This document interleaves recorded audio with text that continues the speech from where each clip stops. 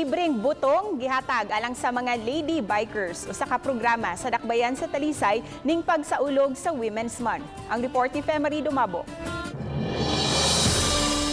Unang nakapahimos ang mga siklistang babae ganihang buntag nga misuroy sa barangay Manipis. Nga sagad mao'y ilang dagsaan sa taga-dakbayan ug sa silingang mga lungsod. Adunay daghang kababayen-an nga mahiligon usab sa biking. Tungod niini nakaunahon na si Mayor Samsam Gulyas ug ang City Social Welfare and Development sa paghatag og butong sa mga babaeng bikers nga miabot sa barangay Manipis. Moabot sa 200 ka mga lady biker ang nakabenepisyo sa mga programa ganihang buntag. Giubanan ng mayor sa iyang hamiling kapikas.